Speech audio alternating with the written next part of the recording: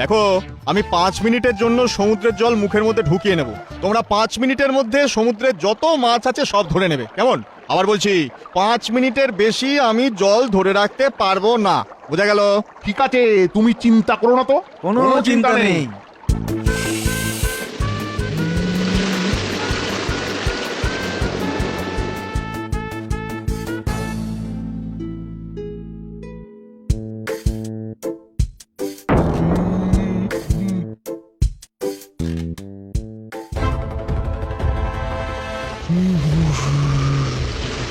বাঁচাও বাঁচাও বাঁচাও বাঁচাও, ডুবে গেলাম, বাঁচাও বাঁচাও, ডুবে গেলাম, বাঁচাও বাঁচাও বাঁচাও বাঁচাও।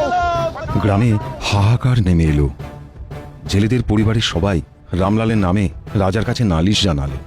সব শুনে রাজা রামলালকে বলল, এদের কথা সব সত্য রামলাল? তুমি মুখের জল ছেড়ে দিয়ে এতগুলো মানুষকে ডুবিয়ে মেরেছো? এই সত্যি মহারাজ, সত্যি। কিন্তু আমি যদি জল না ছাড়তাম তাহলে আমি গলা ফেটে মরে যেতাম। আমি ওদের বারবার বলেছি আমি 5 মিনিটের বেশি জল ধরে রাখতে পারবো না, তা তোরা কেউই কথা শোনেনি। তাই বাধ্য হয়েই আমাকে সমুদ্রের জল ছাড়তে হয়েছে। আর তাই এরকম একটা ঘটনা ঘটেছে মহারাজ। এতগুলো মানুষের জীবন হানির জন্য আমি তোমাকেই দায়ী করব। তোমাকে সমুদ্রের জলে ডুবিয়ে মারা হবে। তোমার শেষ ইচ্ছা কি বলো?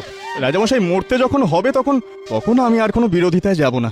শুধু মরবার আগে একবার আমি মায়ের সাথে দেখা করতে চাই। ঠিক আছে, তাই হবে।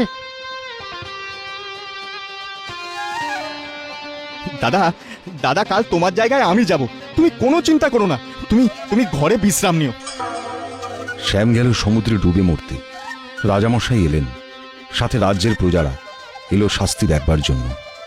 দেখি, তুমি কাল লাল জামা গায়ে দিয়েছিলে না, আজ নীল জামা পরে এসেছো কেন? মায়ের আদেশ মহারাজ, আমি মায়ের প্রতিটা কথা অক্ষরে অক্ষরে মেনে চলি। আমি এবার আপনার আদেশ মানতে যাচ্ছি। মহারাজ বিদায়, বিদায় মহারাজ।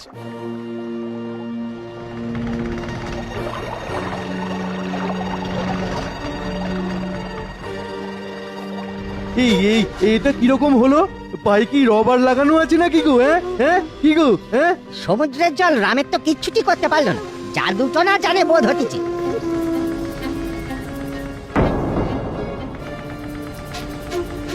কাল রামের গর্দান নেবে আমার জল্লাদ। বলো বলো বলো বলো, তোমার শেষ ইচ্ছা কি বলো? কাল সারা রাত আমার মা কেঁদেছে মহারাজ। আমি শুধু মাকে একটু দেখে আসি মহারাজ, এ ভিন্ন আমার কোনো চাওয়া নেই। বেশ, তাই হবে। তবে কাল সকালেই তোমার গর্দান নেওয়া হবে।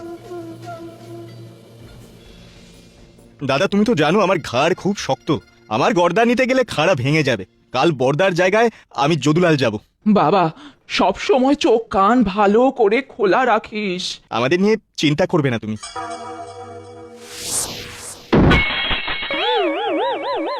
এটা কিরকম হলো? এ কি সর্বনাশ কাণ্ড চলছে গো? বলি, হচ্ছেটা কি? হ্যাঁ, এইরকম তো কোনো কালে দেখিনি। শোনো প্রজাবৃন্দ, কাল রামলালকে আগুনে পুড়িয়ে মারা হবে। মহারাজ আগুনে আমার নিস্তার নেই আমি জানি। তাই মায়ের সাথে শেষবারের মতন দেখা করে আসতে দিন। ঠিক আছে ঠিক আছে, এক রাতের জন্য তুমি মায়ের কাছে থেকে মাকে দেখে এসো। কি হচ্ছে বলো দেখি? কিছুই তো বুঝে উঠতে পারছি না গো। জলে ডোবালো, পা লম্বা হলো, হাড়ি কাটে মাথা দিল, খাড়া ভেঙে গেল। ওই রামলাল জাদু তো না জানে। হ্যাঁ,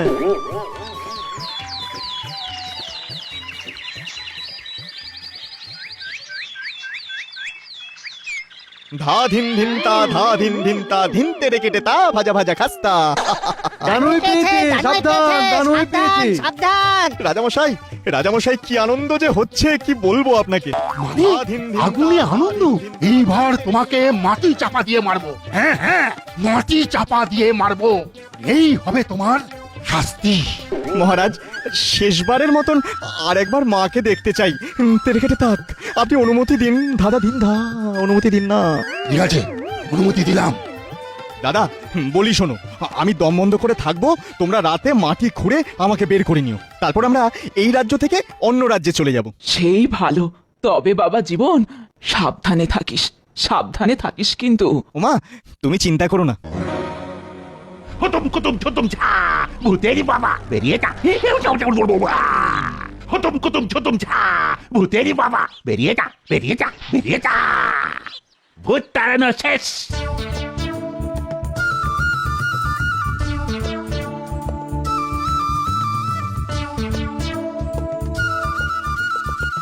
এবার গর্তে ফেলে দিন, ফেলে দিন। অবশেষে পাপের শাস্তি হয়েছে। এই চলো সবাই।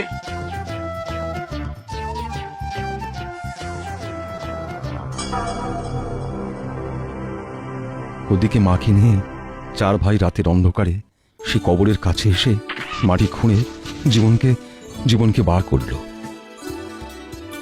মা ফুল্লরা কেঁদে ফেলে, তারপর চোখের জল মুছে বলে, যার কাছে এরকম 5টা রত্ন আছে তার কি কোনো ভয় আছে?